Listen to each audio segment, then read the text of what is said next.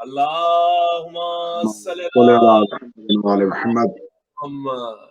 بسم اللہ الرحمن الرحیم، الحمدللہ الذی جعلنا من المتمسکین بولایت امیر المؤمنین، اللہم ایاک نعبد و ایاک نستعین، الصلاۃ والسلام علی اشرف الانبیاء والمرسلین وعلادہ الطیبین الطاہرین المعصومین، ثم الصلاۃ والسلام علی الصدیقۃ المبارکہ الرازیۃ المرضیہ عالمۃ غیر معلمہ السیدہ فاطمۃ الزہراء سلام اللہ علیہا، ولعن اللہ تعالی علی اعدائہم اجمعین، اما بعد فقد قال حق سبحانہ تعالی فی کتابہ المجید وفرقان الحمید، بسم اللہ الرحمن الرحیم، انما یرید اللہ لیذھب عنکم الرجس اہل البیت ویطہرکم تطہیرا۔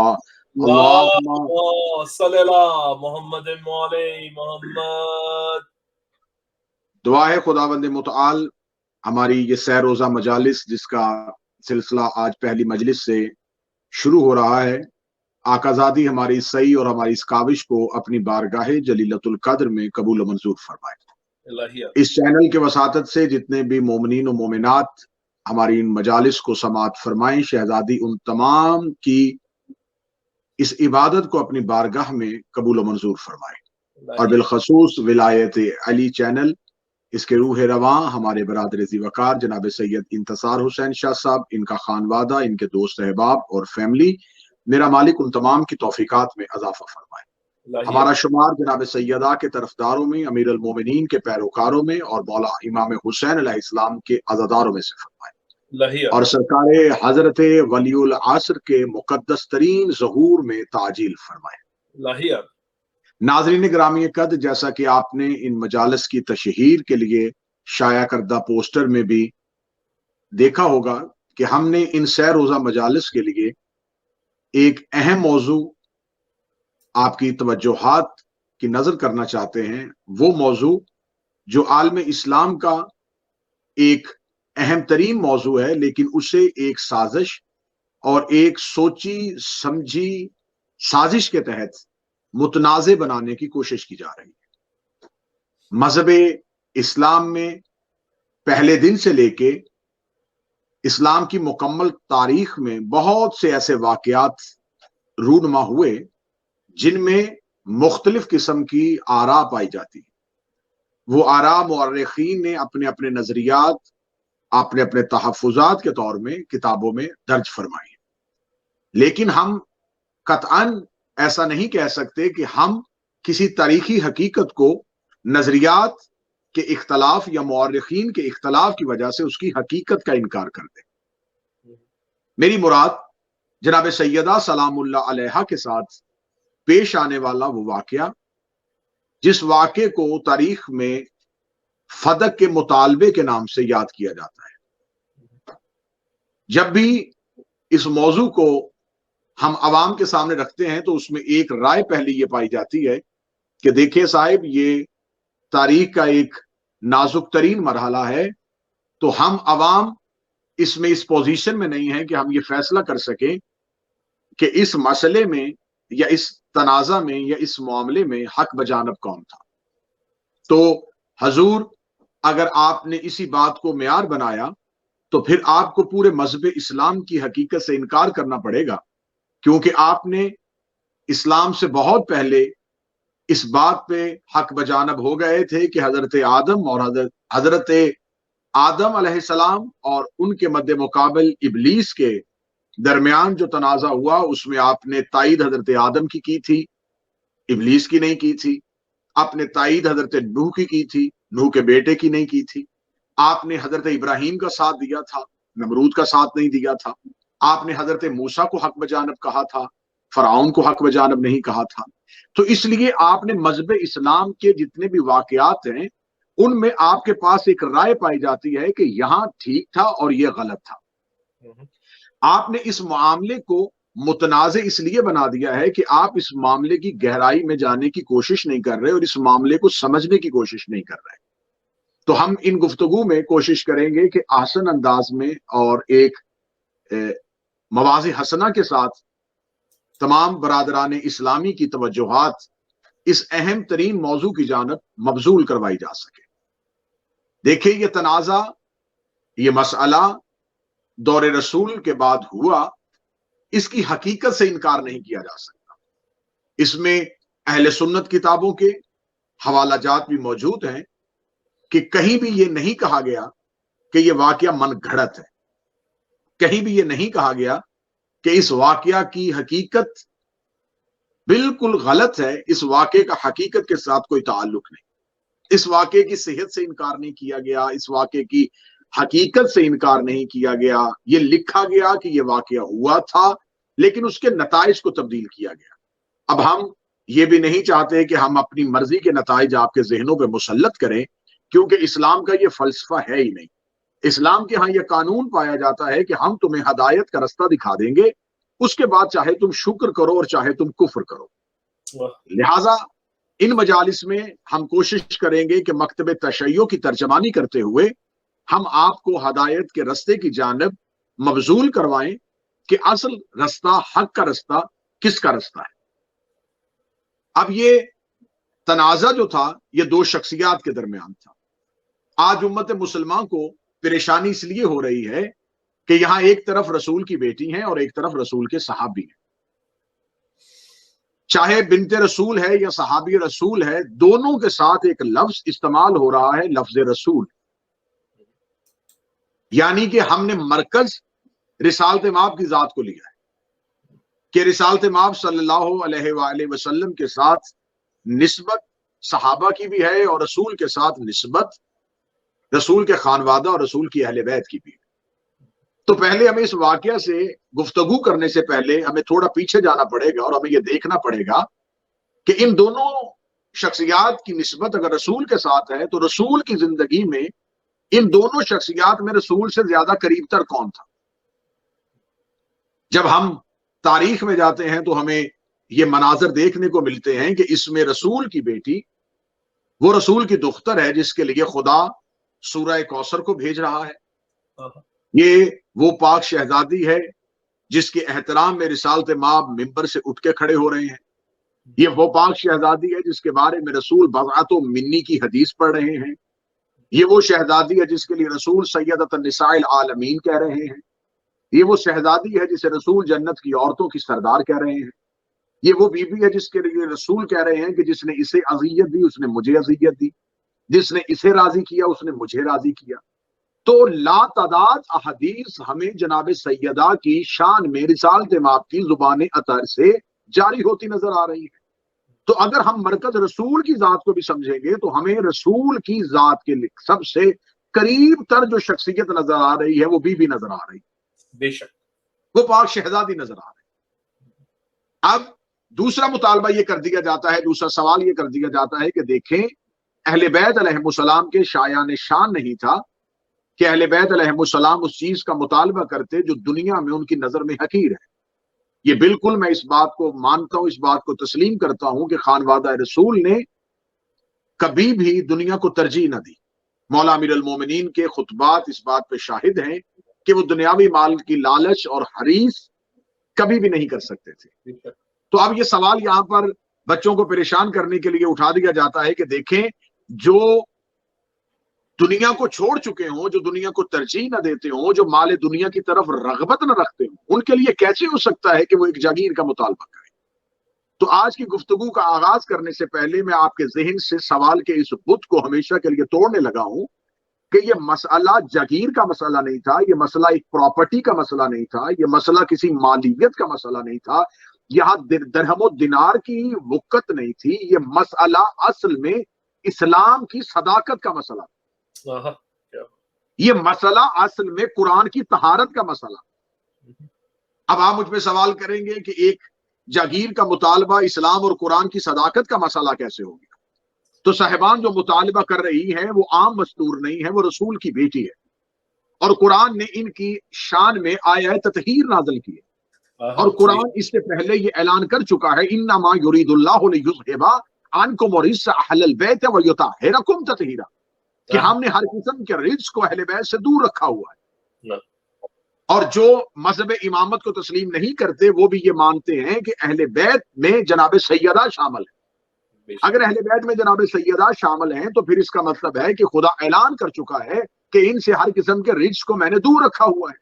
اور انہیں ایسے پاک رکھا ہوا جیسے پاک رکھنے کا حق ہے۔ اب اگر وہی بی بی جس کے بارے میں خدا قرآن میں گواہی دے چکا ہے طہارت کی، وہ بی بی اگر کسی سوال کرتی ہیں، اگر کسی جگیر کا مطالبہ کرتی ہیں اور معاذ اللہ ثم معاذ اللہ وہ جگیر ان کی نہیں تھی اور ان کا مطالبہ حقیقت میں مبنی نہیں تھا، تو صاحبان یہ بات صرف اور صرف ایک جھگڑے کی طرف نہیں جائے گی۔ اب میں بتاتا ہوں کہ کتنا بڑا خطرہ اسلام کو لاحق ہو سکتا ہے۔ اگر آپ کہیں گے کہ جناب سیدہ نے جو مطالبہ کیا وہ جگیر ان کی نہیں تھی، تو اس کا مطلب ہے کہ اگر جناب سیدہ کا مطالبہ معاذ اللہ غلط تھا تو پھر اس کا مطلب ہے کہ قرآن کی آیت تطہیر کا اعلان معاذ اللہ غلط تھا۔ اگر آیت تطہیر کا اعلان غلط تھا تو قرآن میں اگر ایک آیت معاذ اللہ غلط سمجھیں گے تو قرآن کی صداقت میں مسئلہ آ جائے گا۔ اگر قرآن کی صداقت میں مسئلہ آیا تو اسلام کی طہارت میں مسئلہ آ جائے گا۔ تو یہ مسئلہ اصل میں بی بی کی صداقت کا مسئلہ نہیں تھا، یہ مسئلہ اسلام کی صداقت کا مسئلہ۔ دشمنان زہرا پر لعنت بے شمار۔ اگر آپ اس ایک اینٹ کو نیچے سے کھینچ لیں گے تو پوری کی پوری مذہب کی دیوار گر جائے گی۔ بے شک۔ لہذا اس مسئلے کو اس سے روگردانی نہیں ہو سکتی، اس سے چشم پوشی نہیں ہو سکتی، اسے جھٹلایا نہیں جا سکتا، اس سے آنکھیں نہیں پھیری جا سکتی۔ ہمیں اس حقیقت کا باہر صورت سامنا کرنا ہے۔ تو مذہب اسلام کے جتنے بھی فرقے ہیں اور خصوصاً اس وقت اس مسئلے کو جان بوجھ کے اس لیے متنازع بنانے کی کوشش کی جا رہی ہے کہ اس پہ بحث کا دروازہ بند ہو جائے، اس میں ریسرچ کا دروازہ بند ہو جائے۔ لیکن ہم جب تک زندگی ہے، جب تک سانسیں باقی ہیں، جناب سیدہ کے مقدمے کو خاموش نہیں ہونے دیں گے، جی اللہ جی۔ اسے تاریخ کے اندھے کنویں میں نہیں گرنے دیں گے۔ آوازیں بلند ہوتی رہیں گی، لوگوں کی توجہات مبذول ہوتی رہیں گی۔ آئیے ہم جناب سیدہ کی، شہزادی کونین کی تائید و نصرت کے ساتھ ہم اپنے موضوع کا آغاز کرتے ہیں۔ اور آج سب سے پہلے ہم اس بات پہ گفتگو کریں گے کہ آخر یہ جاگیر جو تھی یہ تھی کیا۔ میں کوشش کروں گا دوران گفتگو تمام تر کی ہوئی گفتگو کو مکمل حوالہ جات کے ساتھ آپ کے سامنے رکھا جا سکے، تاکہ اگر بعد میں بھی اس مجلس کو، آج کی اس گفتگو کو، ہمارے اس لائیو سیشن کو جب تک دیکھا جائے، ہم زندہ رہیں نہ رہیں، جب تک دیکھا جائے تو حقیقت کے متلاشی جو ہیں وہ انہیں صرف گفتگو سمجھ کے نہ سنیں، مکمل حوالہ جات کے ساتھ اسے ایک تاریخی دستاویز سمجھ کے اور اس سے ایک ہسٹوریکل ڈاکومنٹ سمجھ کے ہم اسے ریکارڈ کا حصہ بنا دیں۔ سب سے پہلے ہمیں یہ دیکھنا ہے کہ آخر یہ فدق جو تھا یہ کیا تھا۔ فدق ایک علاقہ تھا جناب نوح کے پڑپوتے، جناب نوح کی نسل سے ایک شخصیت جو جناب حام کی اولاد میں ان کا تعلق تھا، ان کا نام فدق تھا۔ انہوں نے اس جگہ کو آ کے آباد کیا اور اس جگہ کو رہنے کے قابل بنایا، اور انہی کے نام کی وجہ سے اس جگہ کا نام فدق پڑ گیا، کیونکہ ان کا اپنا نام فدق تھا، انہوں نے اس جاگیر کو آباد کیا تھا، تو ان کی نام کی وجہ سے اس کی نسبت فدق ہو گئی۔ اب میں حوالہ جات دے رہا ہوں اہل سنت کی معتبر ترین کتاب معجم البلدان، اس کی جلد نمبر 14 ہے، صفحہ نمبر اس کا 238 یعنی کہ 238۔ اہل سنت کی دوسری معتبر کتاب تاریخ الخمیس، صفحہ نمبر 88 اور اہل سنت کی معتبر کتاب وفاء الوفا۔ ان تینوں کتابوں میں لکھا ہے کہ میں نے حوالہ جات اور اس کے پیج کے ساتھ آپ کے سامنے یہ حوالہ پڑھا۔ فدق ایک شہر کا نام تھا جو مدینہ سے، میں بالکل وہ عبارت پڑھ رہا ہوں جو کتب میں لکھی ہوئی، 2 یا 3 دن کی مسافت پر واقع تھا۔ اس میں چشمے اور بہت سے کھجوروں کے باغ تھے۔ یہ قابل سماعت ہے اور یہ قابل غور بات ہے کہ اس فدق کے ساتھ ایک لفظ عام استعمال کر دیا جاتا ہے، باغ فدق۔ باغ عربی زبان کا لفظ نہیں ہے، باغ فارسی زبان کا لفظ ہے۔ یہ فارسی ترکیب تو ہو سکتی ہے کہ اس کے ساتھ لفظ باغ استعمال کیا جائے، یہ عربی ترکیب نہیں ہو سکتی۔ لہٰذا اس کا حدود اربا چھوٹا کرنے کے لیے جب اس کے لیے لفظ باغ استعمال کر دیا جاتا ہے تو اکثر احباب کو یہ غلط فہمی ہو جاتی ہے کہ شاید یہ ایک چھوٹا سا کوئی کھجوروں کا باغ تھا، جبکہ میں نے 3 حوالے دیے، تینوں اہل سنت کتابوں کے، اور تینوں حوالوں میں لکھا ہے کہ فدق ایک باغ نہیں، ایک شہر کا نام تھا۔ جو مدینہ سے 2 یا 3 دن کی مسافت پر واقع تھے. اور اگلی لائن سنیے گا، اس میں چشمے اور بہت سے کھجوروں کے باغ تھے. یعنی یہ خود باغ نہیں تھا، اس کے اندر بہت سے باغات تھے. اور پھر اسی کتاب میں لکھا ہے کہ یہ وہی فدق ہے جس کے متعلق جناب سیدہ نے ابو بکر سے فرمایا تھا، یہ فدق رسول اللہ نے میرے باپ نے مجھے عطا فرمایا تھا.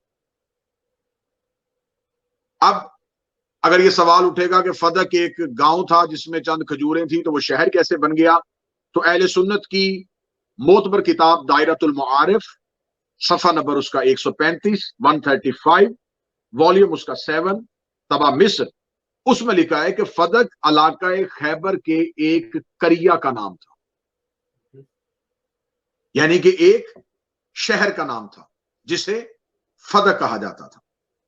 اب فدق کی وجہ تسمیہ جو میں نے اس سے پہلے بیان کی، کیونکہ ہم نے وعدہ کیا ہے کہ ہم ان تمام مجالس میں اور ان تمام سیشنز میں ہونے والی گفتگو کو ہم حوالہ جات کے ساتھ آپ کے سامنے نقل کریں گے.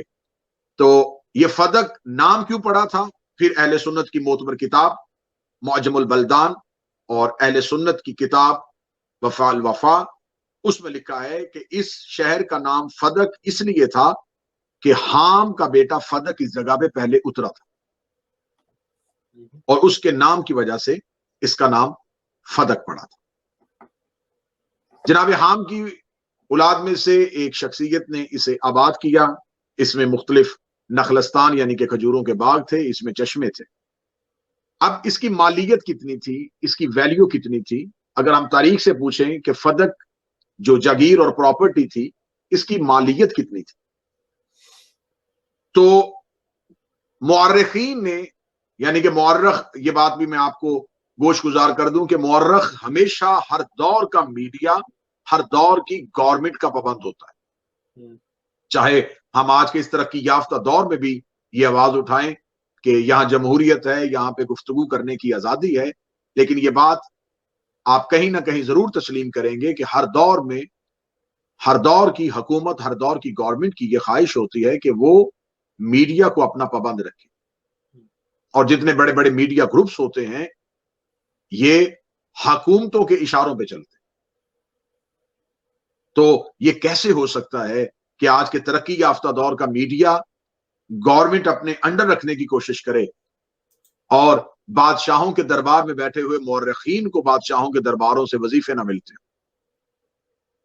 مورخین کو درباروں سے وظائف ملتے تھے، مورخین کو بادشاہ نوازتے تھے، ان کو جاگیریں دی جاتی تھیں، ان کو درہم و دینار دیے جاتے تھے، اور بادشاہ اپنی مرضی کی تاریخ مرتب کرواتے تھے. جب بادشاہ اپنی مرضی کی تاریخ مرتب کرواتے تھے تو اب ہمارا سوال یہ ہے کہ آپ ہمیں بتائیں کہ اہل بیت علیہ السلام کو حکومت ملی کب تھی؟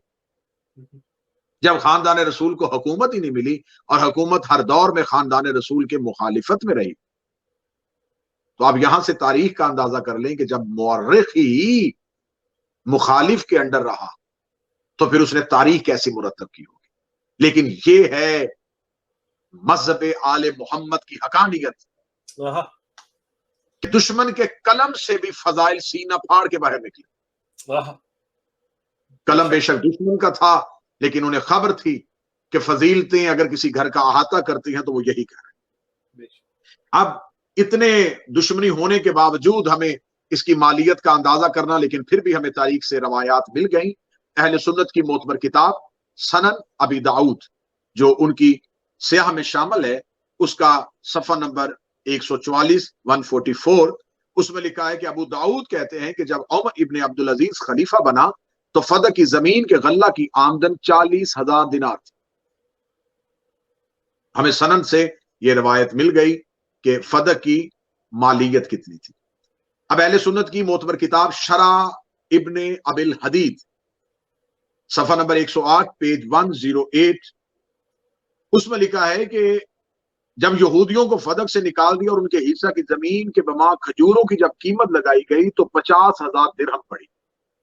جس وقت یہودیوں کو نکالا تھا اس وقت شرح ابن ابی الحدید نے لکھا ہے کہ ان کی جو مالیت کھجوروں کی، صرف جو کھجوروں کی مالیت تھی وہ 50,000 درہم پڑی. پھر اہل سنت کی اسی کتاب شرح ابن ابی الحدید کے صفحہ نمبر 108 میں ہی اس کو آگے بڑھایا گیا کہ فدق میں 11 درخت خرما کے یعنی کہ کھجوروں کے ایسے تھے جنہیں رسول اللہ نے اپنے ہاتھوں سے بویا تھا۔ اب میں نے شرح ابن ابی الحدید سے یہ روایت پڑھی۔ شرح ابن ابی الحدید کہہ رہی ہے کہ رسالت مآب نے اس میں 11 درخت اپنے ہاتھوں سے بوئے تھے۔ اگر یہ جاگیر رسول کی تھی تو رسول نے بوئے تھے، یعنی کہ یہ جاگیر رسول کے تصرف میں تھی، رسالت مآب اس میں اپنا تصرف رکھتے تھے، تو رسالت مآب اس میں 11 درخت ایسے بوئے جو اپنے ہاتھوں سے بوئے، اور ان کے پھلوں کو اولاد فاطمہ حاجیوں کے لیے تحفتاً پیش کرتی تھی۔ یعنی کہ رسالت مآب کے وہ ہاتھ کے لگائے ہوئے درخت، ان کی جو کھجوریں تھیں وہ مارکیٹ میں سیل ہونے کے لیے نہیں جاتی تھی، بلکہ ان کی کھجوروں کو سنبھال لیا جاتا تھا۔ جب حجاج کرام آتے تھے تو اولاد فاطمہ ان حجاج کرام کو تحفتاً پیش کرتی تھی۔ کیوں پیش کرتی تھی؟ اس لیے پیش کرتی تھی کہ یہ رسول نے اپنے ہاتھوں سے بوئے، اور اگر یہ مارکیٹ میں سیل ہوں گی تو پھر کوئی بھی نجس ہاتھ اس کھجور کو نہ چھو لے جس کو رسالت مآب نے بویا ہو۔ کیا کہنے پروردگار تیرے انتظام کے کہ جس کھجور کے درخت کو رسول بو دے اس کو نجس ہاتھ اللہ برداشت نہیں کرتا، تو اس رسول کی اہل بیت میں کسی ایسے کو کیسے آنے دے سکتا ہے؟ سبحان۔ یعنی کہ رسول پاک کے ہاتھ کی لگی ہوئی کھجوروں کو مس کرنے کے لیے بھی حاجی ہونا ضروری ہوتا۔ میں اور جملہ اچھا کہہ دیتا ہوں کہ جو ہاتھ حجر اسود کو چھوتے تھے وہی ہاتھ رسول کے ہاتھ کی لگی ہوئی کھجوروں کو چھوتے۔ سبحان اللہ۔ نعرہ حیدری یا علی علی علی۔ اب یہ میں نے فدق کا رقبہ پڑھا، اس کی مالیت پڑھی۔ اب اس سے آگے چلتے ہیں کہ یہ فدق جو تھا یہ کب اور کہاں اور کیسے رسول کو ملا۔ ہمارے ہاں کیونکہ ہم نے وعدہ کیا ہے کہ ہم ان تمام حقائق کو برادران اہل سنت کی کتابوں سے پیش کریں گے، اور کوشش کریں گے کہ جتنا کم ہو سکے اتنا ہم مکتب تشیع کی کسی کتاب کا حوالہ دیں، تاکہ ہمارا یہ دعویٰ، اور یہ ہمیشہ طریقہ کار ہوتا ہے کہ جب بھی آپ اپنا موقف پیش کرتے ہیں تو اپنے موقف کو آپ اپنے مخالف کی کتاب سے ثابت کریں۔ یہ علم مناظرہ کے اصولوں میں سے ایک اصول ہے، تو ہم اپنے موقف کو اپنے برادران کی کتابوں سے ثابت کر رہے ہیں۔ اب یہ اہل سنت کے ہاں لکھا ہے کہ یہ رسول کے پاس کیسے آیا تھا۔ اہل سنت کی معتبر کتاب فتح البلدان، اس کا پیج نمبر ہے 42 طبع مصر۔ ابی الحسن بلازری کی اہل سنت کی معتبر کتاب معجم البلدان، اس کا صفحہ نمبر 139 139 والیوم نمبر 14 طبع بیروت۔ یاقوت حموی بغدادی کی کتاب اہل سنت کی معتبر کتاب تاریخ تبری، صفحہ نمبر اس کا 1583 والیوم اس کا 3 ذکر غزوہ خیبر مؤلف ابی جعفر تبری۔ اہل سنت کی معتبر کتاب تاریخ کامل، صفحہ نمبر 108 مؤلف ابن عسیر۔ اہل سنت کی معتبر کتاب شرح ابن ابی الحدید، صفحہ نمبر 108۔ اہل سنت کی معتبر کتاب تاریخ الخمیس، صفحہ نمبر 58 ذکر فدق شیخ حسین دیار بکری۔ میں ان کی تفصیلات میں نہیں جا رہا، ان کا متوفہ ہونا نہیں پڑ رہا، تاکہ گفتگو ہم کم وقت میں زیادہ کر سکیں۔ تو میں نے آپ کے سامنے یہ 6 حوالہ جات دیے، 6 حوالے مستند ترین اہل سنت کتابوں کے ہیں۔ ان کے ہاں جو روایت پائی جاتی ہے وہ یہ روایت ہے جو ان ساری کتابوں میں ایک ہی عنوان کے ساتھ اور ایک ہی متن کے ساتھ نقل ہے۔ اسے میں دہرا دیتا ہوں کہ نبی کریم صلی اللہ علیہ وآلہ وسلم جب خیبر سے واپس آئے تو محیصہ ابن مسعود انصاری کو دعوت اسلام کی خاطر اہل فدق کے پاس بھیجا۔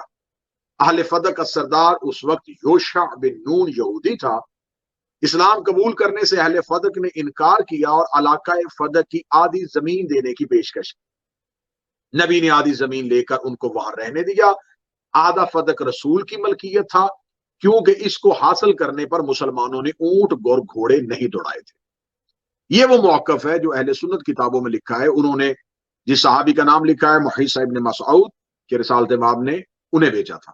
لیکن مکتب جعفریہ میں ہے کہ رسالت مآب صلی اللہ علیہ وآلہ وسلم نے جب خیبر فتح ہو چکا تھا تو خیبر فتح ہونے کے بعد جو فدق کے یہودی تھے جو خیبر سے نکلے تھے یہ فدق کے اطراف میں جا کے آباد ہو گئے تھے اور وہاں پہ انہوں نے اسلام کے خلاف مختلف سازشیں کرنی شروع کر دی. اسلام کے خلاف لوگوں کے لیے مختلف طریقے سے بھڑکانا شروع کر دیا. رسالت مآب کو خبر ملی تو رسالت مآب نے مولا حضرت امیر المومنین علی ابن ابی طالب فاتح مرد میدان جو ہر میدان میں جاتے تھے، جو بدر اور احد کے فاتح تھے، جو خیبر اور خندق کے فاتح تھے، اس کل ایمان کو رسالت مآب نے اپنے اور اللہ کی جانب سے صاحب اختیار مقرر کر کے اہلیان فدق یہودیوں کی جانب بھیجا.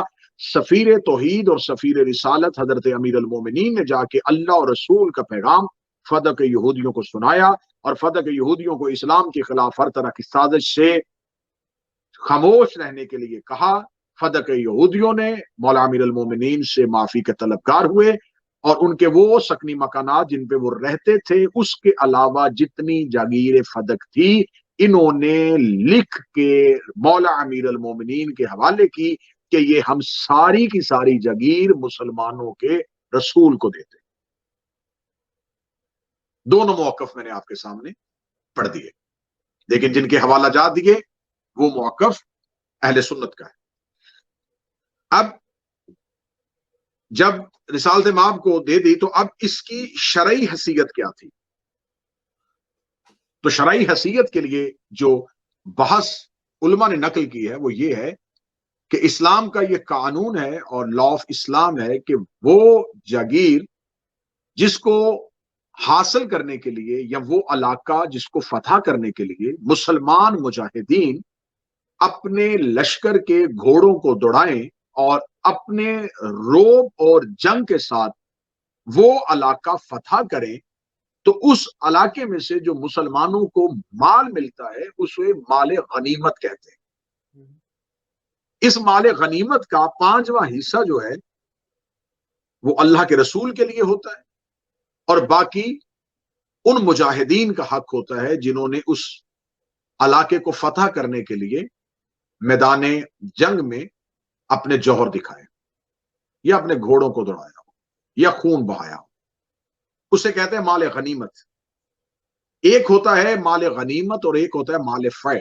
مال فے کسے کہتے ہیں؟ مال فے اس مال کو کہتے ہیں کہ جس علاقے کو فتح کرنے کے لیے مسلمانوں نے نہ گھوڑے دوڑائے ہوں، نہ لشکر لے کے گئے ہوں، نہ پسینہ اور خون بہایا ہو.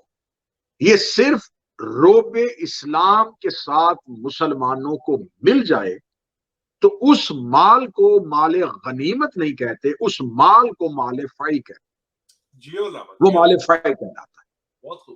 پھر سمجھیے گا، مال غنیمت وہ مال جس کے لیے میدان جنگ میں گھوڑے دوڑائے ہوں، لشکر لے کے گئے ہوں، اور وہ مال جو صرف روب اسلام کی وجہ سے اسلام کے حصے میں آ جائے، جس کے لیے کوئی جنگ نہ ہوئی ہو، کوئی زخمی نہ ہوا ہو، کوئی خون پسینہ نہ بہا ہو، اسے مال فے کہتے. اب یہ جو فدق جاگیر ہے اس کے لیے مجھے اہل سنت کی کتابوں میں نہیں ملا کہ رسالت مآب نے کوئی لشکر بھیجا ہو، یہاں کوئی جنگ ہوئی ہو، یہودیوں کے ساتھ کسی طاقت کا مظاہرہ کیا گیا. لیکن یہاں پر اگر ہم یہ سمجھیں کہ ایک صحابی ابن مسعود گیا تھا اور ہماری مکتب کی ترجمانی کرتے ہوئے مولا امیر المومنین گئے تھے تو یہ جو جاگیر ملی تھی یہ بغیر لڑائی کے، بغیر جنگ کے ملی تھی. تو اب اس میں مال غنیمت کا اطلاق نہیں ہو سکتا، ہم اسے مال فے کہیں کیونکہ یہ روب اسلام کی وجہ سے حاصل ہوا. اب اگر یہ مال فے تھا تو مال فے کے لیے حکم قرآن کیا ہے؟ تو سورہ مبارکہ حشر کی آیت ہے، بسم اللہ الرحمن الرحیم، ما افاء اللہ علی رسولہ من اہل القرآن فللہ ولرسولہ ولذی القربى والیتامى والمساکین وابن السبیل، کہ وہ مال جو اللہ جو مال فی ہوتا ہے جب وہ دلواتا ہے تو وہ رسول کے لیے ہوتا ہے، فللہ ولرسول، وہ صرف اللہ کے لیے اور اس کے رسول کے لیے، ذوی القربا کے لیے، اور ان کے یتیموں اور ان کے مساکین اور ان کے مسافروں کے لیے۔ اب اہل سنت کی معتبر کتاب کا حوالہ تفسیر کبیر، تفسیر مظہری، فتوحات الہی، تفسیر روح المعانی، تفسیر در منصور، ان تمام تفاسیر میں نقل کیا ہے کہ سورہ مبارکہ حشر کی اس آیت کے بارے میں کہ یہ آیت فدق کے بارے میں نازل ہوئی، کیونکہ یہ علاقہ بغیر جنگ کے حضور کے ہاتھ آیا۔ امام فخر الدین رازی اہل سنت کے تفسیر کے امام جو ہیں وہ بھی لکھ رہے ہیں کہ اس آیت کا نزول جگیر فدق کے لیے تھا۔ اب یہ بھی طے ہو گیا کہ قرآن کی آیت جو ہے اس نے بھی مال فی کو بتا دیا کہ یہ مال فی جو تھا یہ فدق کی جگیر کے لیے باقاعدہ سورہ مبارکہ حشر کی آیت آئی کہ یہ اللہ کا، اس کے رسول کا، ذوی القربا کا اور ان کے یتیموں اور ان کے مساکین اور ان کے مسافروں کے لیے۔ اب اگلا سوال یہ ہے کہ اگر یہ فدق جو تھا یہ یہودیوں کی ملکیت تھا، انہوں نے روب اسلام کی وجہ سے رسول کو دے دیا اور یہ مال فی کہلوایا، اگر یہ مال فی رسول کے پاس آ گیا تھا تو اس کا مطالبہ جناب سیدہ نے کیوں کیا؟ یہ بی بی کی ملکیت کیسے بنا؟ اب اگر اس جگیر کے تنہا رسول مالک تھے تو رسالت مآب صلی اللہ علیہ وآلہ وسلم نے اس مال کو جناب سیدہ کے حوالے کیسے کر دیا؟ اب اس کے لیے سب سے پہلے ہمیں قرآن مجید کی طرف جانا پڑے گا کہ خدا نے قرآن میں ایک آیت نازل فرمائی، بسم اللہ الرحمن الرحیم، یہ سورہ بنی اسرائیل کی آیت ہے، وَآتِ ذَا الْقُرْبَى حَقَّهُ، اے میرا حبیب اپنے قربا کو یا اپنے قریبی کو اس کا حق دے۔ جو ہی یہ آیت آئی تو اس آیت کے آتے ہی رسالت مآب صلی اللہ علیہ وآلہ وسلم نے امین وحی حضرت جبریل سے دریافت کیا کہ خدا سے پوچھ کس کو حق دوں؟ تو جناب جبریل امین نے کہا کہ خدا کہہ رہا ہے کہ اپنی بیٹی فاطمہ کو اس کا حق دوں۔ اب آپ یہ کہیں گے کہ یہ موقف آپ نے کہاں سے لیا؟ اب پھر حوالہ جات کو نوٹ فرمائیے گا، اہل سنت کی معتبر کتاب تفسیر در منصور، اس کا پیج 177 صفحہ نمبر 177، اہل سنت کی معتبر کتاب کنز الاعمال، اس کا پیج نمبر 158، جلد نمبر اس کی 2 ہے، مطبع حیدرآباد دکن، اہل سنت کی معتبر کتاب لباب النقول، اہل سنت کی معتبر کتاب تفسیر مظہری اور اہل سنت کی معتبر کتاب تفسیر روح المعانی، اور اہل سنت کی آخری کتاب ینابی المودت شیخ سلیمان قندوزی، صفحہ نمبر اس کا 119۔ ابھی سعید خدری اور عبداللہ ابن عباس روایت کرتے ہیں کہ جب یہ آیت ذوی القربہ اتری تو نبی نے جناب فاطمہ کو بلایا اور فدق کی زمین ان کو لکھ کر دے دی۔ سبحان اللہ۔ اب ہم نے آپ کے سامنے وہ تمام تفاسیر کا تفصیل سے ذکر کیا جس میں اس آیت کے شان نزول کے بارے میں لکھا ہے کہ جو ہی یہ آیت آئی تو ذی القربہ سے مراد جناب سیدہ ٹھہری، اور رسالت مآب صلی اللہ علیہ وآلہ وسلم نے اپنی بیٹی فاطمہ کو لکھ کے دے دیا۔ یہ تو میں نے تفاسیر کے حوالے دیے تھے، اہل سنت کی معتبر کتاب میرے سامنے ہے روضۃ الصفا، اور اہل سنت کی معتبر کتاب میرے سامنے ہے معارج النبوت۔ ان دونوں کتابوں میں بھی لکھا ہے کہ جبرائیل نے رسول کی خدمت میں آ کے عرض کی کہ حکم خدا ہے کہ آپ ذوی القربہ کا حق ان کو دیں، تو جناب نے فرمایا ذوی القربہ سے مراد کون ہے اور حق سے مراد کیا ہے؟ تو جناب جبرائیل نے عرض کی ذوی القربہ سے مراد فاطمہ الزہرا ہیں اور حق سے مراد جگیر فدق ہے۔ نبی نے فاطمہ زہرا کو بلایا اور فدق دے کر ایک تحریر لکھ دی. یہ وہی تحریر تھی جو نبی کی وفات کے بعد جناب سیدہ نے دربار میں پیش کی تھی. اب بات کو ہم کوشش کر رہے ہیں کہ آسان انداز سے اہل سنت بھائیوں کی کتابوں کے حوالہ جات کے ساتھ ہم حقیقت کے اس جنگل میں ان تلخ اور خاردار رستوں سے ہوتے ہوئے ہم ارباب عقل و دانش کو ان حقائق تک لے جائیں جہاں تک مورخ ان کا سفر کروانا نہیں چاہتا، کیونکہ یہ وہ کتابیں ہیں جو عوام سے دور ہے، جو خواص تک محدود ہے. اس لیے تو کسی کو بھی جب آپ متوجہ کرتے ہیں اس موضوع کی جانب تو وہ فوراً کہتا ہے ایسا کیسے ہو سکتا ہے، اگر یہ ہماری کتابوں میں لکھا ہوتا تو ہمارے علماء کرام ہمیں بتاتے نا. تو صاحبان، آپ کا پہلا سوال جو تھا اس کا جواب میں دوں، یہ لکھا ہے، بتاتے نا. یہ سوال مجھ سے کرنے والا نہیں، یہ سوال آپ کا ان سے کرنے والا. ہمارا کام ہے آپ کو یہ نشاندہی کرنی کہ مال مسروقہ پڑا کہاں پہ. ہم آپ کو چوری شدہ مال تک پہنچائیں گے. کیا بات ہے جی قبلہ. یہ مال آپ کے گھر سے کس نے چرایا یہ پتہ آپ نے کرنا ہے. بہت خوب. ہمارا حق بنتا ہے کہ ہم آپ کو وہ آپ کا مال، کیونکہ مولا فرماتے ہیں کہ علم مومن کی گمشدہ میراث ہے، ہم آپ کو اس مال تک پہنچا دیں گے. یہ ہے وہ حقائق جو آپ سے چھپائے جا رہے ہیں، یہ وہ حقائق جن سے پردہ پوشی کی جا رہی ہے، یہ وہ حقائق ہیں جن کی وجہ سے آپ کو اتنے سالوں سے صرف ایک رٹ لگا کے کہ معاذ اللہ شیعہ صحابہ کی توہین کرتے ہیں، انہیں قتل کر دو، ان کے گھروں میں نہ جاؤ، ان کی مجلسوں میں نہ جاؤ، ان کے ساتھ نہ بیٹھو.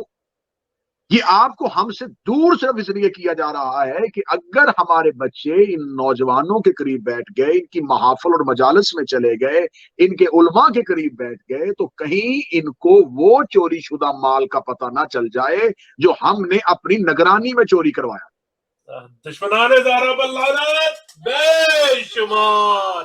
اللہ. اب آپ کو پتہ چلا کہ فدق جگیر کیا تھی، فدق کا حدود اربا کیا تھا، فدق کی مالیت کتنی تھی، فدق کہاں سے آیا تھا، رسول تک کیسے پہنچا، اور رسول نے اپنی بیٹی کو بحیثیت باپ نہیں، بحیثیت رسول دیا.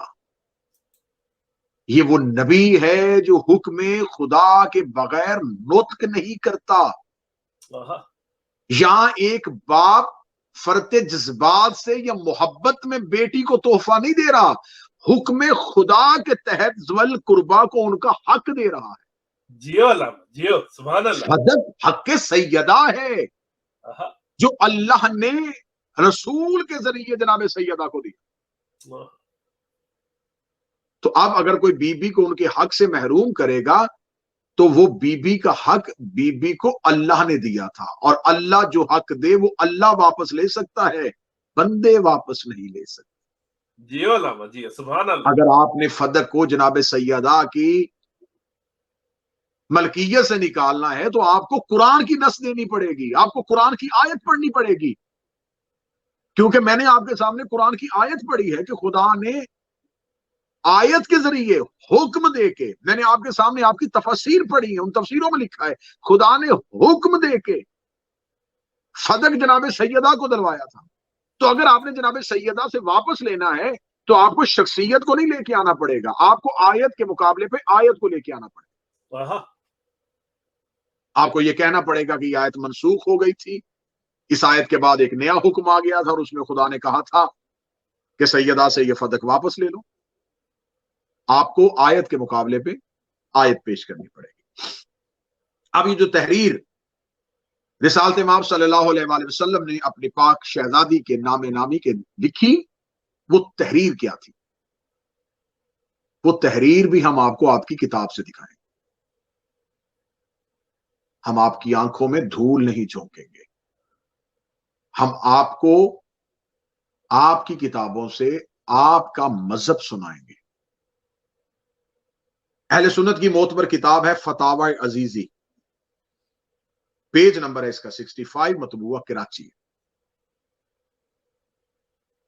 یہ جو تحریر تھی وہ تحریر کیا تھی؟ تحریر یہ تھی، اس کتاب میں لکھا فتاوی عزیزی میں، محمد ابن عبداللہ ابن عبد المطلب ابن ہاشم بن عبد مناف نے اس شہر فدق کی زمین جس کی حدود معلوم ہے اپنی بیٹی فاطمہ پر وقف کیا اور ان کے بعد ان کی اولاد پر وقف کیا، جو اس کے سننے کے بعد اس میں تبدیلی کرے گا تو اس غصب کا گناہ اسی پر ہے، اللہ سمیع بھی ہے اور علیم بھی ہے۔ دشمنان زہرا پر لعنت بے شمار، ضرب بے شمار۔ تو ارباب عقل و دانش، ہم نے اہل سنت برادران کی 10 کتابوں سے یہ ثابت کیا کہ نبی اکرم صلی اللہ علیہ وآلہ وسلم نے فدق اپنی بیٹی کو بحکم خدا عطا کیا تھا، اور بی بی کا اس فدق پہ مالکانہ حق تھا، ملکیتی حقوق تھے بی بی کے۔ بی بی کو یہ باپ کی طرف سے ملا تھا، اور بحیثیت باپ نہیں، بحیثیت رسول ملا تھا، اور رسول نے بھی ذاتی نہیں، حکم پروردگار کے تحت دیا تھا۔ اب رسالت مآب صلی اللہ علیہ وآلہ وسلم نے جو جاگیر اپنی مرضی سے اپنی زندگی میں سیدہ کو دے دی۔ اب کچھ سوالات ہیں جو میں ہلکے پھلکے انداز میں کرنا چاہوں گا۔ اگر رسالت مآب نے اپنی زندگی میں اپنی بیٹی کو، کیونکہ آپ کی کتابیں بتا رہی ہیں کہ رسالت مآب نے زندگی میں تحریر لکھ کے دی تھی، اور وہ فتاوی عزیزی میں وہ تحریر بھی موجود ہے، اگر رسول نے اپنی زندگی میں اپنی بیٹی کو تحریر لکھ کے دے دی تھی اور اس پہ امت کا حق تھا، تو کسی نے رسول کو زندگی میں یہ کیوں نہیں کہا کہ آپ نے امت کا حق بیٹی کو کیوں دیا؟ کیا بات۔ رسالت مآب کی زندگی میں کوئی سوال نہیں اٹھا۔ پھر جب جناب سیدہ سے یہ جاگیر واپس لی جاتی ہے تو ایک حدیث پیش کی جاتی ہے کہ رسالت مآب نے کہا تھا کہ ہم گروہ انبیاء نہ وارث بنتے ہیں نہ وارث بناتے۔ تو جس وقت رسول نے یہ حدیث کہی تھی اس وقت کسی نے اٹھ کے سوال کیوں نہیں کہا کہ آپ ایک طرف کہہ رہے ہیں کہ ہم وارث بناتے نہیں اور دوسری طرف اپنی بیٹی کو تحریر لکھ کے دے رہے ہیں؟ تو یہ رسالت مآب کی زندگی میں خیبر کے مال سے جب یہ بی بی کو ملا تو رسالت مآب نے اپنی زندگی میں بیٹی کو لکھ کے دے دیا۔ یہ 2 یا 2.5 سال جو ہیں وہ خیبر کے بعد رسالت مآب کی جاری حیات طیبہ ہے، تو یہ جناب سیدہ کی ملکیت رہا۔ تو اگر یہ بی بی کی ملکیت رہا تو اتنا عرصہ کسی نے اعتراض کیوں نہیں کیا؟ اگر یہ امت کا حق تھا تو معاذ اللہ نبی نے امت کا حق اتنی دیر اپنے تصرف میں کیوں رکھا؟ جبکہ یہ رسول وہ رسول ہے کہ بحرین سے مال خراج آتا ہے، رات کی تاریکی میں صحابہ کے خبر دیتے ہیں رسول کو حجرے میں کہ بحرین سے مال خراج آ گیا ہے۔ رسالت مآب کہتے ہیں کہ مسجد میں آؤ، رسالت مآب اپنے گھر کے دروازے سے مسجد میں داخل ہوتے ہیں، چراغ روشن کرتے ہیں اور صحابہ اکرام سے کہتے ہیں کہ مجھے مستحقین کی وہ فہرست مہیا کی جائے جس میں مستحقین کے نام ہیں۔ وہ جب فہرست رسول کو دی جاتی ہے تو رسالت مآب کہتے ہیں کہ یہ فلاں مال جو ہے فلاں مستحق کے گھر پہنچاؤ، یہ فلاں بیوہ کو دے کے آؤ، یہ فلاں مسکین کو دے کے آؤ، یہ فلاں یتیم کو دے کے آؤ۔ تو صحابہ اکرام آگے سے گزارش کرتے ہیں کہ یا رسول اللہ اتنی جلدی کیا ہے، ابھی ہم اس مال کو رکھیں گے اور پھر جیسے آپ حکم کر رہے ہیں ویسے تقسیم کر دیں گے، تو یہ رات کی تاریکی میں ان کے گھروں میں کیوں پہنچایا جائے؟ تو رسالت مآب نے کہا کیا تم میں سے کوئی صحابی اس بات کی ضمانت دیتا ہے کہ آج کی رات میں زندہ رہوں گا؟ کہنے لگے یا رسول اللہ یہ ضمانت تو بغیر اللہ کے کوئی نہیں دے سکتا۔ تو فرمایا جب تم میری ایک رات کی ضمانت نہیں دیتے تو میں اتنے غریبوں اور مساکین کا حق اپنی گردن میں رکھ کے کیسے سو سکتا ہوں؟ تو میرا سوال ہے کہ جو رسول امت کا حق ایک رات اپنی گردن پہ نہیں رکھتا تھا، اس نے فدق اتنا عرصہ اپنے پاس کیوں رکھا؟ سبحان اللہ، جیو قبلہ، بہت خوب۔ یہ فدق کیوں رسول کے تصرف؟ اس میں اگر امت کا حق تھا تو مجھے رسول کی زندگی میں اس کو تقسیم ہوتا ہوا دکھائیں کہ امت پہ تقسیم۔ تو صاحبان یہ شب شہادت ہے بی بی کی۔ مسلمانان عالم جہاں جہاں سنا جائے گا، جہاں جہاں سنا جا رہا ہے یا جہاں جہاں دیکھا جائے گا، چاہے وہ ناقدین ہوں، چاہے وہ معترضین ہوں، چاہے وہ کسی بھی حوالے سے اپنی دشمنی دلوں میں رکھتے ہوں یا زبان میں رکھتے ہوں لیکن حقیقت سے دور نہیں ہو سکتے. آپ رات کی تاریکی میں بستر پہ لیٹ کے سوچئے گا کہ مر جانا ہے, قبر کی 4 دیواریں ہیں, موت کے بعد دوبارہ دنیا میں آنے کا سوال پیدا نہیں ہوتا, تو آپ بتائیں کہ آپ اس چند روزہ زندگی کے لیے رسالت ماپ کی اولاد کی مخالفت کیسے لے رہے ہیں؟ آپ کیسے قیامت والے دن رسول کا سامنا کریں گے؟ آپ کیسے قیامت والے دن رسول سے شفاعت کے طلبگار بنیں کہ جب آپ نے رسول ہی کی بیٹی کے حق میں دنیا میں گواہی نہ دی؟ آپ جن شخصیات کو ماننا چاہیں, مجھے کوئی اعتراض نہیں ہے, میں کون ہوتا ہوں, یہ آزادی کے ساتھ رہنا ہر انسان کا اپنا حق ہے, نظریات مسلط نہیں کیے جا سکتے, عقائد کسی پہ تھوپے نہیں جا سکتے, مذہب کسی کا زبردستی تبدیل نہیں کروایا جا سکتا, لا اکراہ فی الدین, دین میں تو جبر ہے ہی نہیں. ہم آپ کو زور و زبردستی نہیں کہہ رہے, ہم آپ کو جبر اور طاقت کے ذریعے نہیں کہہ رہے, لیکن آج کی رات آپ کو یہ سوال اپنے ذہن سے اپنے آپ سے بطور مسلمان پوچھنا پڑے گا کہ آخر کیا مصیبت تھی, کیا مجبوری تھی جو بعد از رسول نبی کی بیٹی چند دن زندہ رہی. آپ کو بتایا جاتا ہے کہ رسول کی بیٹی کی وفات ہوئی تھی, رحلت ہوئی تھی. چلیں, آپ فوراً نظریے کو تبدیل نہ کریں, آپ رحلت سمجھ لیں, آپ وفات سمجھ لیں. لیکن آپ علماء کرام سے اتنا تو پوچھیں کہ آخر رسول کی بیٹی بابا کے بعد روتی کیوں تھی؟ آخر میری پاک شہزادی کیوں کہتی تھی کہ بابا آپ کے بعد اتنی مصیبتیں پڑی, دنوں پہ پڑتی تو کالی راتیں ہو جاتی؟ بنت رسول کہہ رہی ہے کہ مصیبت پڑی ہے اور آپ کہہ رہے ہیں کہ کچھ بھی نہیں ہوا تھا.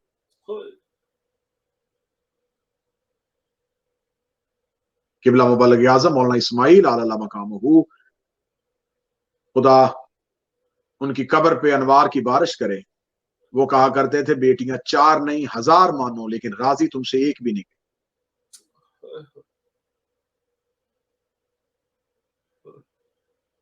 کیا مصیبت اور کیا مشکل تھی اس شہزادی کو باپ کے بعد دربار میں آنا پڑا. آپ کہتے تھے کہ معمولی سی مالیت کا باغ تھا, ایک کھجوروں کا باغ تھا. اچھا, کم مالیت کا تھا, مانگ جو رہی تھی دے دیتے. اگر معاذ اللہ غلط مطالبہ بھی کر رہی تھی تو قیامت والے دن یہ کہہ کے رسول سے شفاعت مانگ لیتے, یا رسول اللہ ہماری مجبوری تھی, ہم جانتے تھے یہ حق نہیں ہے, لیکن یا رسول اللہ آپ کو دنیا سے گئے تھوڑے دن ہوئے تھے, اور تھوڑے دنوں کے بعد یتیم بیٹی کسی سے سوال کرے تو اس کو سوال کو جھٹلایا نہیں جاتا.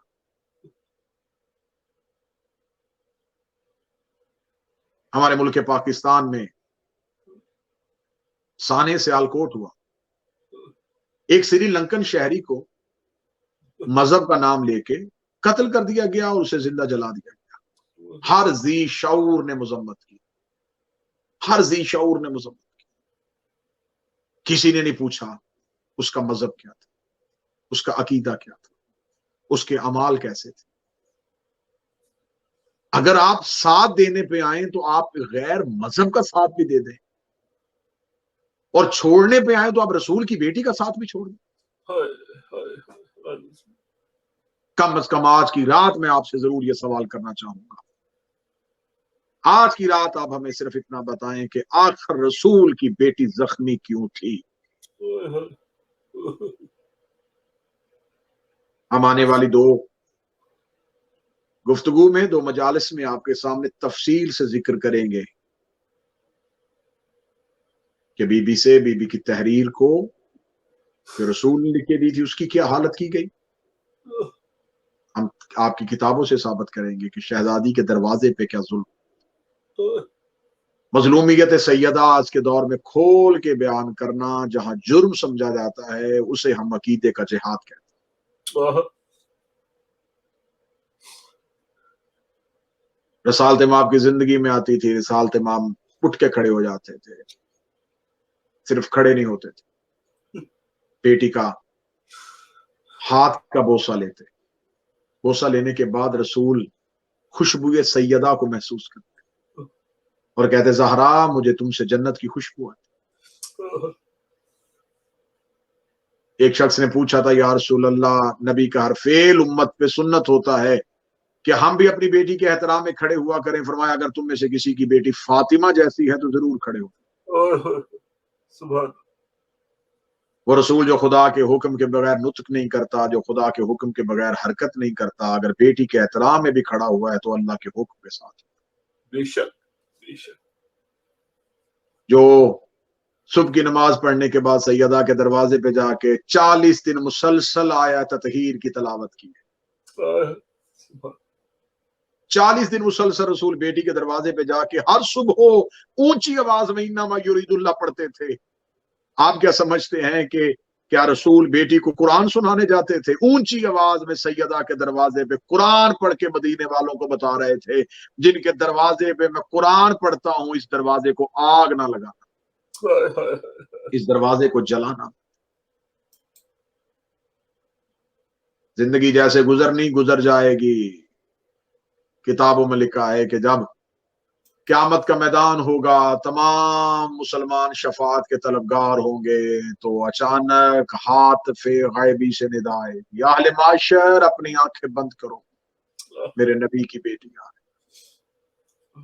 मासूम फरमाते आले माशर की आंखें बंद होगी, रिसालत माप की आंखें खुली होंगी। आवाज़ परवरदिगार है, ये मेरा महबूब आज अपनी आंखें आप भी बंद कीजिए।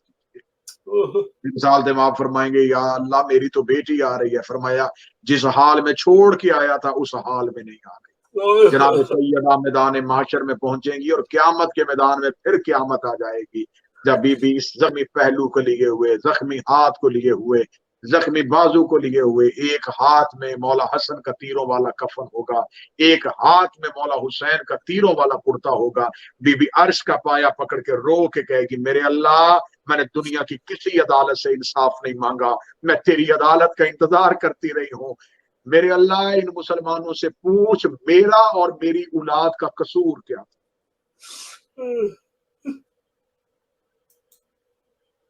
आज की शब सादात की रोने की शब है, आज की रात सादात के तड़पने की शब है, आज की रात आखिरी रात की मेहमान है रसूल की बेटी। बाबा के बाद रोती थी, मुसलमानों ने आके मौला अली से शिकायत की, या रसूल अल्लाह ज़हरा से कहें या दिन को रोए या रात को रोए, ये ऊंची आवाज में रोती है, हमें सुकून नहीं आता। मौला अमीर अल मोमिनीन ने बीबी के रोने के लिए मदीना के बाहर एक बैतुल हुज़्न बना दिया, वो बीबी का बैतुल हुज़्न भी गिरा दिया गया। अकेली बाबा की कब्र पे बैठ के रो के बीबी ने जो आखिरी मुलाकात बाबा की कब्र पे हुई, जो जुमला पढ़ा, वो जुमला मैं माफी मांग के पढ़ना चाहूंगा। बीबी रो के कहती बाबा अब तेरी फातिमा मरना चाहती, बाबा मैं अब और जीना नहीं चाहती, बाबा तेरे बाद इतने जुल्म हुए, दिनों पे पड़ते काली रातें हो जाती, बाबा तेरे बाद तेरी बेटी तन्हा हो गई, बाबा तेरे बाद तेरी फातिमा तन्हा हो गई। जख्मी रसूल की बेटी को मौला अली अमीर अल मोमिनीन ऊंटनी पे बिठा के मदीने की गलियों में लेके जाते थे। एक एक सहाबी के दरवाजे में जाके दस्तक दे दे के कहती थी क्यों भूल गए गदीर में किया हुआ वादा, क्यों छोड़ दिया तुमने अमीर अल मोमिनीन को तन्हा, क्यों छोड़ दिया तूने अली को तन्हा। एक एक सहाबी के दरवाजे पे जाती थी, एक एक शख्स, आखिरी मुआज बिन जबल नामी सहाबी के घर में गई है बीबी और जाके कहा मुआज तूने भी अली का साथ छोड़ दिया, और रोती हुई फिर उस दरवाजे से बीबी वापस आई है। और जब मौला अमीर अल मोमिनीन को आज की शब सैयदा की शहादत की खबर मिली है, किताबें कहती है मस्जिद में अली मुंह के बल जमीन पे गिर गए, रो के कहते ज़हरा अली तन्हा रह गया, मेरी मुनस व मददगार चली गई, मेरी गमखार चली गई, मेरा साथ देने वाली चली गई। बस आज की शब का आखिरी जुमला पढ़ देता हूं। जब शहजादी का जनाजा तैयार हो गया, जनाजा तैयार हुआ, सारी औलाद आ गई, सैयदा की बेटियां आ गई, सैयदा के बेटे आ गए। मौला अमीर अल मोमिनीन जनाजे पे आए। जब मौला अमीर अल मोमिनीन जनाजे पे आए तो मौला अमीर अल मोमिनीन से फातिह शाम बीबी ने कहा बाबा हर कोई आ गया है, हुसैन नहीं आ रहा। मौला की आवाज आई, आलिया हुसैन कहाँ है? फरमाया दहलीज पे खड़ा रो रहा है। मौला अली रोते हुए आए, जहां बचपन में मेरे करीब बादशाह थे। मौला अमीरुल मोमिनीन ने जमीन पे बैठ के मौला हुसैन को हाथों पे लिया। मौला इमाम हुसैन का माथा चूम के कहा, हुसैन माँ का जनाजा उठ रहा है, हुसैन माँ के जनाजे पे क्यों नहीं आ रहे? मौला करीम करबला ने बेसाख्ता बाबे के गले में बाहें डाली, रो के कहते, बाबा आप जानते हैं आखिरी वक्त में ईसा नबी को बीबी मरियम ने पुकारा था तो ईसा आए थे। बाबा मेरी माँ फखरे मरियम है, मैं फखरे ईसा हूँ। बाबा मैं कब्र नाना पे गया था, मेरी माँ मुझे छोड़ के चली गई, जब तक बुलाएगी नहीं मैं आऊंगा नहीं। मौला अमीरुल मोमिनीन रोते हुए जनाजा सैयदा पे आए। झुक के जनाजा सैयदा पे अली की आवाज आई, बतूल तेरी सारी औलाद आ गई, तेरा लाडला बेटा नहीं आ रहा, तेरा करीम शहजादा नहीं आ रहा। वो हाथ जो गौसल के लिए नहीं उठा था, वो हाथ जो कफन के लिए नहीं उठा था। किताबें कहती हैं कि फिर सैयदा के बंदे कफन टूट गए, दोनों हाथ बुलंद हुए, आवाज आई, आ मेरा करबला का गरीब बेटा, आ मेरा मुसाफिर बेटा, आ मेरा तन्हा रह जाने वाला बेटा, आ मेरा भागते घोड़े से गिरने वाला बेटा, आ मेरा तेरा ज़रबे खाने वाला बेटा, आ मेरा जनाजे उठाने वाला बेटा, आ मेरा तन्हा मुसाफिर बेटा। मौला हुसैन करीम करबला माँ के जनाजे पे आए, माँ के गले में बाहें डाली। सैयदा की आवाज आई, हुसैन आज मैंने बुलाया है तो तू आया है, कल तू बुलाएगा तो मैं आऊंगी। इधर 10 मुहर्रम 61 हिजरी हुसैन ज़ीन से गिर गए। हुसैन ने ज़ीन पे गिरते ही माँ की वसीयत याद आई, माँ का हुक्म याद आया।